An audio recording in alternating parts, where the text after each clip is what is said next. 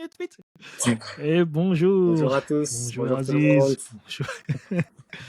Comment ça va? Très bien, merci. Bonjour tout le monde. Et de nouveau, on se retrouve dans cette nouvelle émission de Déclic IT, avec cette fois-ci un tour du monde que l'on va faire, Eh oui. toujours avec en filigrane le sujet dédié à Ah non, suspense. non, non, je vais pas le dire. Allez, Ah bon, l'intelligence artificielle, voilà, allez. c'est pas nouveau. Un tour de monde, un tour Un de monde tour de du monde. l'IA. Les États-Unis, l'Europe, et particulièrement la France, et ensuite la Ouais. Chine. Peut-être que la Chine, on développera en podcast, mais en tout cas, voilà. L'idée, c'est de mettre en avant les sujets IA très porteurs et tendances sur les trois continents. Et on va commencer par les Mm. États-Unis, et particulièrement par Meta, qui a Ouais. annoncé le lancement de Llama 3 ou Mm. Llama 3, parce que Llama 3, ça fait bizarre hein, en français. On a tout de suite l'impression qu'on va ajouter des avatars de Llama dans la vidéo. Mais voilà, l'idée principale ici, c'est que Meta veut injecter Llama 3, donc son outil qui permet voilà, son outil phare dédié à l'intelligence artificielle, qu'il souhaite intégrer, injecter dans ses applications telles que Facebook, Instagram, mais également WhatsApp. Et du coup, c'est presque une confrontation directe avec les plates-bandes d'OpenAI et avec ChatGPT.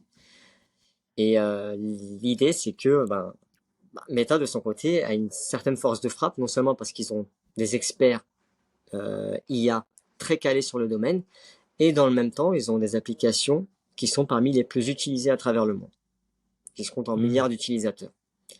Donc clairement, c'est pas juste un coup d'épée dans l'eau, mais une grosse force de frappe auquel OpenAI va devoir répondre. On va dire qu'on a toujours l'impression que c'est une course contre la montre. Chacun essaie de prendre sa part du gâteau, d'autres essaient de dépasser les concurrents. Enfin, c'est assez particulier, ça va très vite. On a parfois du mal à suivre. Mais du coup, voilà, c'était l'information principale à retenir sur ce sujet-là. Et peut-être que toi, de ton côté, tu as des éléments de réflexion à partager avec nous sur ce point-là, Sébastien. Bah écoute, moi je suis content de parler un peu de méta dans cette émission parce qu'on parle on parle très régulièrement d'OpenAI OpenAI qui est un peu lead cette course justement à l'IA. Donc là, Meta je sais pas si, en tout cas, il se rattrape. En tout cas, il se rattrape, je pense, plutôt au niveau visibilité. Parce qu'effectivement, il travaille beaucoup en sous-marin. On voit, nous, les utilisateurs finaux, on voit pas forcément les résultats. Donc il y a beaucoup de R&D, mais par contre, qu'est-ce que ça donne? Pour l'instant, on n'a pas de vue concrète dessus. Ce qui risque de changer incessamment sous peu, étant donné, comme tu l'as dit, le but c'est d'intégrer de l'IA dans leurs applications que une grande partie de la population utilise. Concrètement, qu'est-ce qu'on va faire? Qu'est-ce que ça va donner? C'est que, en tout cas dans les premières versions, on aura un bot qu'on pourra interroger directement sur WhatsApp, ou sur Facebook ou sur Insta. Alors, les screens qu'on a eu, les screens qui ont été mis à disposition, ça indiquait juste le fait d'avoir un bot et de pouvoir lui parler dessus, un peu comme ChatGPT. Moi, j'attendais un petit peu plus quand même, à Mhm. savoir que j'aimerais bien, tant qu'avoir un bot par exemple dans WhatsApp, j'aurais bien aimé pouvoir l'interroger sur mes discussions que j'ai eues. Donc par exemple, imaginons tu as un fil d'un groupe de discussion qui depuis plusieurs années, et j'aimerais bien par exemple retrouver la date d'un certain événement. Ce sera Donc peut-être possible, hein. ça sera sûrement possible. En tout cas, là, de ce que je lis, j'ai C'est sûr. l'impression qu'on y va très vite. Par exemple, là, je te Ouais. lis juste deux phrases. Euh, sur WhatsApp, un ami vous propose de dîner dehors, mais ne sait pas à quelle adresse. L'assistant peut venir en renfort et il suffit de le mentionner. Donc le fait de mentionner des bribes de conversation ou des conversations pour avoir un peu plus d'informations contextuelles ou Ça, des c'est autre inputs. chose du coup. Ouais, d'accord, mais ça c'est autre chose parce qu'en gros, ce use case, ça serait de la manière que je le comprends, ça dirait que vous allez choisir un resto, mais tu connais pas forcément l'adresse. Du coup, tu demandes l'adresse à un pote, mais du coup, ce pote, c'est l'IA. C'est Oui, c'est pas, ça. par exemple, ouais, moi, j'imaginais plutôt, par exemple, l'année dernière, on a parlé d'un certain truc, et je me souviens plus de ce que c'est. Concrètement, je veux interroger le bot pour, vas-y, rappelle-moi ce que j'ai dit à Aziz l'année dernière sur tel sujet. Et tac, ça va faire, tu vois, ça va rechercher et Pour ça va moi, faire un récap. je suis Ça pas va du tout arriver. calé, hein. Je suis pas un expert IA, en tout cas d'un point de vue technique. Mais techniquement, je pense pas que ce soit impossible. Non, non, non, c'est pas impossible. Et déjà, Notion le fait déjà. Pour ceux qui utilisent Notion, euh, dans leur outil, donc Notion AI, donc, qui est de l'IA intégré directement à ton workspace, tu peux interroger tout ton workspace et avoir des réponses en direct. Donc, ça sera possible, c'est sûr. Moi, je l'attendais dans la première version. Parce que quand ça existe déjà ailleurs, quitte à Mhm. avoir un bot, franchement, voilà, autant qu'ils aient accès aux Ah non, données. mais je vois des choses, en même temps, je lis des choses qui sont très, très prometteuses. Facebook, oui, pardon, Meta AI sera le premier Mhm. chatbot capable de combiner les recherches Google et Bing pour trouver des informations pertinentes et les suggérer de manière personnalisée en fonction des prompts qu'on injectera. Je voyais quoi d'autre pour Facebook, même si je ne suis plus un utilisateur de Facebook.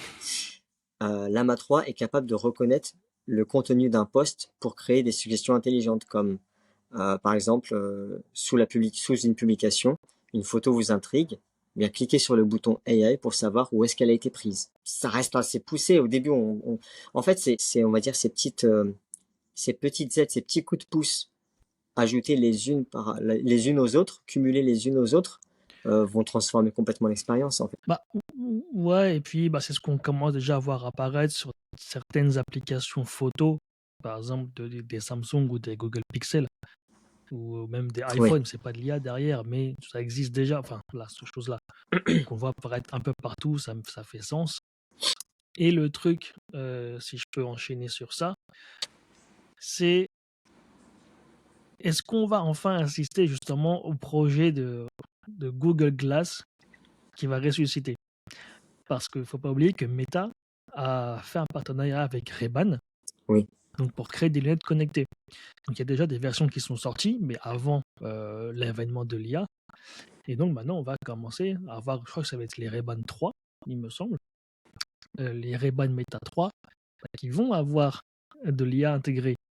Donc moi, j'imagine bien à terme qu'en fait, c'est ce projet-là qui vont être les Google Glass qu'on nous a promis il y a des années. Donc à voir À voir, justement, parce que, ouais, enfin, ouais. déjà, c'est moins imposant et ça a l'air moins contraignant que les Vision Pro d'Apple.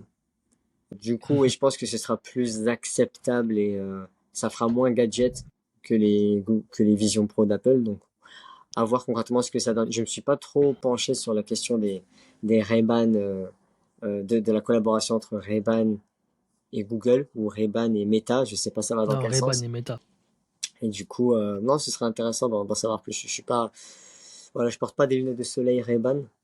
Du coup, je sais pas si je vais tout de suite me pencher sur la question, mais c'est intéressant de voir un peu ces différents objets connectés qui peuvent être utilisés. Après la smartwatch, qui sait, peut-être que ce sera les lunettes qui seront de nouveau tendance. Donc voilà pour le continent américain. Donc ça annonce pas mal de choses, hein, forcément, parce que ce sera à un moment donné déployé en Europe. On ne sait pas encore quand, mais ça viendra. Mais concernant l'Europe, on va se focus un peu sur l'Hexagone, Cocorico. Il s'agit potentiellement de Mistral AI, mais avant d'en parler, il y a pas mal d'informations qui tombent, notamment sur le fait que les géants américains s'intéressent particulièrement à la formation à l'IA générative, notamment Meta et Microsoft, on y revient, et ils ambitionnent de former près de 100 000 Français en 2024 à travers des Hmm. programmes de formation, notamment Gen AI, qui est un institut de formation spécialisé qui est apparemment financé par Microsoft et Meta pour former des utilisateurs français. Alors quand je dis former des utilisateurs français, ça peut être des professionnels, des particuliers, des étudiants, des PME, enfin un peu de tout. Et ils ont signé des partenariats avec des grosses boîtes françaises liées au digital, mais aussi à l'entrepreneuriat, pour pouvoir mener à bien ces formations. Du coup, voilà. Il y a une petite anecdote qui m'a fait rire. Ils ont signé du coup un partenariat avec Numéum, je connais pas, le Medef, donc je pense qu'on connaît. Et oui. Et une autre boîte spécialisée dans le numérique, qui s'appelle Digital 113. Alors, aucun rapport Ok. avec Rimka et Mokobe qui se lancent dans l'IA, mais en tout cas, voilà, ils ont mis en place un partenariat avec ces boîtes-là pour former un maximum d'utilisateurs et j'imagine faire en sorte qu'ils adoptent en conséquence leur propre outil, à savoir Meta avec WhatsApp, etc. Et finalement, je pense que c'est aussi une stratégie pour les garder dans leur giron en tant qu'utilisateurs de leur application telles que WhatsApp, Instagram, etc. et de ne pas les voir progressivement s'en aller vers ChatGPT ou d'autres concurrents. Mais bon, Bah, là, ouais, ouais, ouais. Bah, c'est je une me bonne. projette peut-être un Oui, peu trop vite. Je suis peut-être à côté de la plaque, mais c'est intéressant en tout cas à présenter. ça renforce toujours le soft power, on va dire. Mhm. Mais ça fait aussi écho il y a quelques semaines, il n'y a pas très longtemps, justement, bah, c'est le CEO de Google qui est venu aussi en France faire un pitch sur l'IA, Oui, j'ai promouvoir un manqué peu ça. cette IA. Donc, ouais, donc en fait, oui, oui, c'est vrai que, mine de rien, la France est bon, assez attractive niveau talent et niveau ingénierie. C'est un peu la malédiction de la France depuis quelques années, depuis quelques décennies. C'est qu'on est très bon en formation, mais on est très mauvais pour retenir ensuite la connaissance. Oui, clairement. Ça se sait, et notamment les US, ça se sait. Au Silicon Valley, il y a beaucoup de Français qui n'ont pas réussi à faire ce qu'ils voulaient en France. Et donc, ça fait sens que les gros, justement, de l'IA viennent promouvoir leurs solutions, leurs formations, en tout cas en France, pour créer justement si j'ai envie de dire, si je peux dire des passions, euh, et à planter les graines justement des ingénieurs de demain qui, potentiellement, sûrement, malheureusement, émigreront aux États-Unis. C'est ça. Bon, en fait, la fuite des cerveaux, elle est toujours d'actualité finalement. Sauf que là, Ouais, ah elle bah oui. s'attaque à d'autres secteurs d'activité, enfin d'autres domaines. Dans l'IT, ça a toujours été le cas. Mais ça l'est Ouais. particulièrement pour l'IA. On a beaucoup de penseurs, de chercheurs, d'ingénieurs dans l'IA français qu'on retrouve Mm, maintenant au Canada ou aux États-Unis. Et même si la mm, France reste une bonne terre entre guillemets d'investissement, il y a beaucoup d'investissements, donc il y a forcément les gros marchés s'y intéressent. C'est un peu le cœur de l'Europe en termes d'investissement. Et le souci, c'est que derrière, on n'arrive pas à maintenir ou à fidéliser ses propres produits. Je parle des Français comme des produits, mais l'idée c'est concrètement, on les a formés, on aimerait bien maintenant que ces T'es personnes au qui ont MEDEF, été toi. formées puissent aussi servir à l'intérêt général et le souci c'est que non derrière on les c'est un peu grossier de dire ça, on les rémunère pas spécialement bien, pas forcément rémunérés, mais en tout cas la reconnaissance n'est pas aussi présente qu'on- qu'une reconnaissance qu'on peut avoir dans les pays anglo-saxons par exemple. Mais ça, Mm, c'est un autre sujet qui revient régulièrement sur différentes technologies, sur différentes expertises, mais qui est encore d'actualité malheureusement. ouais. Du coup, pour continuer avec la France, avec des Français qui sont toujours en France, Mistral qui commence il me semble à vouloir lever des fonds, et donc une valorisation a été faite de la boîte pour se baser pour les investissements, et ça a été valorisé à combien? 5 milliards. Oui, il faut 5 compter en milliards. milliards maintenant. On est Ouais, millions, c'est ouais, ouais. Donc c'est énorme. C'est énorme. Et bah, à suivre, affaire à suivre chez Mistral. Donc on va voir. Et on entend parler justement de partenariat avec Microsoft. Pareil, forcément. Ça m'étonne pas. est-ce que c'est pour mettre la main dessus, ou quoi, que C'est sais-je? un risque. C'est un risque encore une fois. Mais Ouais, ce serait pas la première perte ouais. à voir. Mais c'est vrai que Bon, Mistral se situe très bien dans les tableaux comparatifs. ouais. Mistral se situe régulièrement, je trouve, en première position, mais ne communique pas beaucoup, n'est pas trop porté sur le marketing, je trouve, Non, contrairement à ChatGPT ou à Meta récemment. Mais Mistral pourtant fait de très très bons produits et avance très vite dans le domaine. Bah, ils sont vraiment, ouais, question R&D, quoi, un peu comme Meta jusqu'à présent. Un peu, si on posait la comparaison, vraiment avancer en sous-marin en se focalisant sur le R&D et pas sortir des produits à destination du grand public Mhm. pour l'instant. Et voilà, donc je sais pas si tu as encore quelque chose à ajouter, mais sinon on Je peut pense passer à un autre continent, une autre étape, une autre que escale de ce tour du monde dans la partie bonus. exactement. Merci pour cette bonne transition. À très Eh bientôt. ben, merci à toi, merci à tous. Et bien disons que bienvenue directement sur cette version Rebonjour, je m'y attendais étendue, pas, c'est la rapide. version bonus. Bonjour, rebonjour. Et oui, donc continuons ensemble ce tour du monde de l'IA. Mais avant de passer à l'escale suivante, je pense qu'on a oublié quand même quelque chose, parce qu'on traditionnellement, on va parler de deux sujets dans la partie bonus aussi. C'est toi qui m'avais envoyé il y a quelques jours justement une phrase de Sam Altman qui s'était rendu public, comme quoi il avait des paris avec un groupe d'amis PDG de start-up de l'IT Mhm. sur l'année où on verra apparaître la première personne à être valorisée 1 milliard. Oui, Il me semble que c'était ça. Et voilà, donc en fait, parce que où cette valorisation, soi-disant, en tout cas selon lui, n'était pas possible sans l'aide de l'IA. oui, c'est ça. On s'y attendait, mais aussi rapidement et avec une somme d'argent aussi conséquente. Moi, pas spécialement, je m'y attendais pas aussi rapidement en fait. Mais ouais, non, clairement, c'est pas étonnant en soi. C'est pas étonnant que ça arrive. Peut-être que finalement dans l'IA, on a tendance à se dire bon, bah, ça devrait venir dans quelques temps, ou cette nouvelle technologie ou ces nouveaux usages devraient arriver dans quelques mois ou quelques années. Et finalement, ça arrive toujours plus vite que prévu. Du coup, non, clairement, ça m'étonne pas. Et je pense qu'il y a beaucoup de sociétés qui vont décupler leur chiffre d'affaires et leurs bénéfices à travers l'IA. Ça, c'est pas étonnant de dire ça, mais peut-être que ce qui sera étonnant, c'est de voir à quelle vitesse ça va se faire. Et je pense que ça dépendra aussi de la familiarisation et de l'éducation qui aura été faite de ces outils-là. Mais encore une fois, pour moi, Ouais. enfin, Sam Altman dans son intervention n'a, ne nous apprend rien d'extraordinaire. On sait que ça va se passer.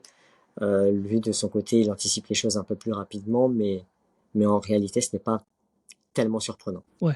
Après, petite précision parce que sur la phrase, il parle bien d'un business de une personne.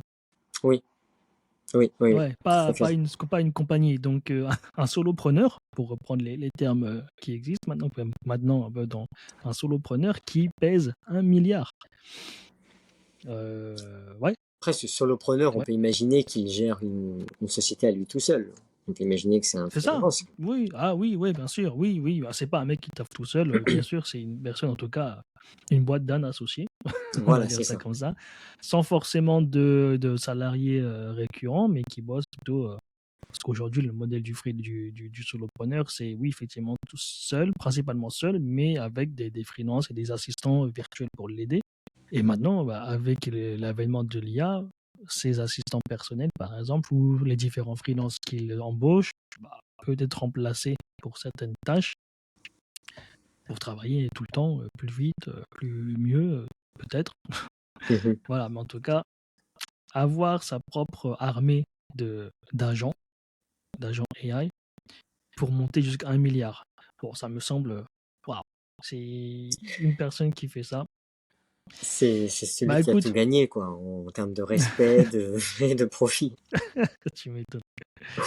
Non, Du bon, coup, à voir si on aura le prochain, quel sera le prochain vendeur de formation à Dubaï à atteindre 1 milliard tout seul. écoute, ce sera peut-être l'un d'entre nous, on ne sait pas. Si on a suffisamment de culot et qu'on exploite bien ce qui est mis à notre disposition, pourquoi pas nous? Ouais, pourquoi pas nous? C'est un bon message d'espoir. On aurait bien aimé finir dessus, mais il y a un autre sujet. C'est consacré à la terre du milieu. Ça sonne un peu le Seigneur des Terre du- Anneaux quand je dis ça. Ouais, Frodon, c'est ça Non, non, je pensais à la Chine. et Ah oui, Baidu qui lance son nouveau chatbot AI qu'il appelle Ernie. Oui, c'est bien Ernie. pas très, ouais, pas très chinois, hein, du coup, Oui, comme nom. oui, pas du tout, là, je comprends pas. Ernie Bot, ouais, c'est bien ça. C'est Ouais, bien ouais, ça. Donc forcément, bah, le marché chinois est ce qu'il est. On sait que généralement les entreprises chinoises n'ont pas, on va dire, la nécessité de s'exporter immédiatement à l'étranger. Ils ont déjà un marché national assez conséquent. Et apparemment, bah, ouais. c'est le chatbot le plus utilisé sur place. C'est toujours bon à Ouais. savoir. Alors, Baidu, qui sont pas forcément très au courant c'est normal en plus, hein, du marché chinois, c'est un moteur de recherche. Oui, oui, oui, tu fais D'accord, bien de le rappeler. Ouais. C'est le Google chinois, plus ou moins, en tout cas le produit de base.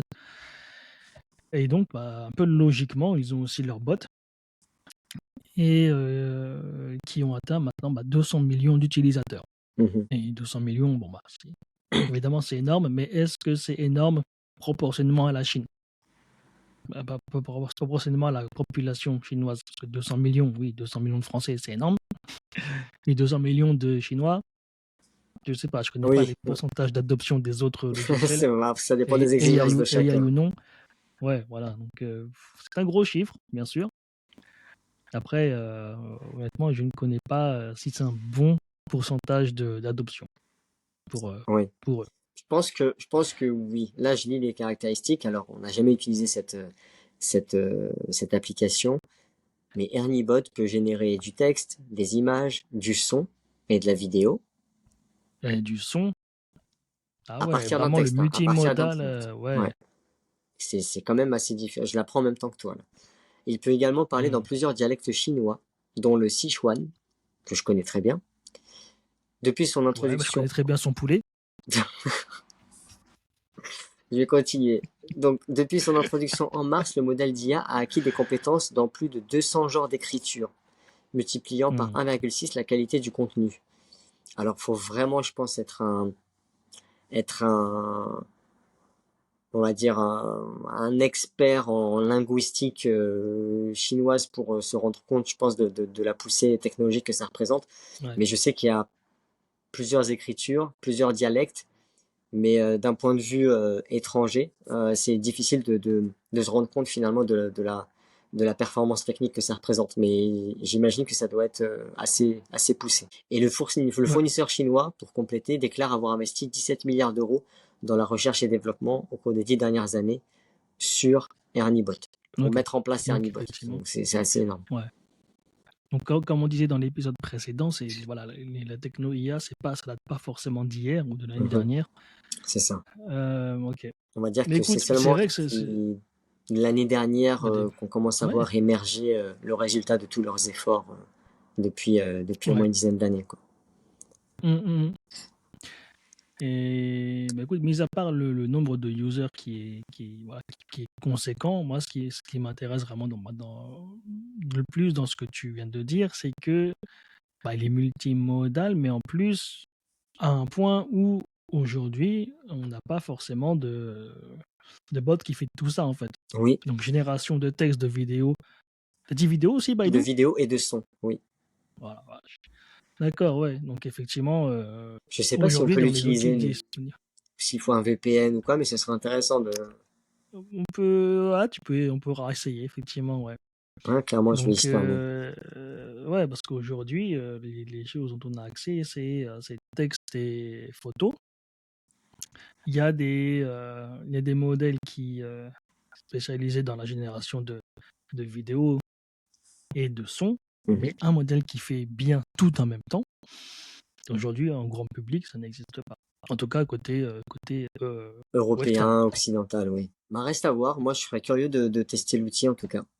Et Bah ouais, bien bah, sûr. de m'aider de Google Translate pour écrire mes prompts en mandarin ou en cantonais, enfin, je sais pas, quoi. Bon, après, peut-être qu'en anglais, on peut l'utiliser en anglais aussi, hein. Du coup, je m'avance peut-être À trop vite. voir. Mais non, Hmm. clairement, ce serait bien. Si je pouvais le tester et en parler plus en détail sur mes impressions lors d'une prochaine émission, ce serait pas mal. Hmm. Hmm. Voilà, attention à ne pas déclencher l'alerte rouge, comme quoi pour alerter pour espionnage. Mais je te Non, laisserai bah, pas tester du ça et tout, pas du tout. et tu nous diras. Si je peux vous le dire. Ça, je sais pas. Bon, faites vos paris en commentaire. Y aura-t-il une émission la semaine prochaine? Ouais, c'est ça. On va faire un sondage. Voilà. Et si vous entendez plus parler de nous sur LinkedIn, bon, bah, vous saurez. Comment ça, nous? Moi, j'ai rien à voir dans cette histoire. Hein. C'est, Écoute, on est liés, on est comme ça maintenant. Ça y est, Ah c'est ouais, fini. Là, il fallait ah, c'est réfléchir comme avant la ça. signature du contrat. Ah mince. Ah, j'ai pas lu. Je t'avoue, j'ai pas lu, comme d'habitude. Non, bon, en tout cas, je pense que voilà, je pense que l'émission va toucher à sa fin. On a Ouais. fait du coup un tour du monde, hein, en prenant la première et la deuxième partie de l'émission.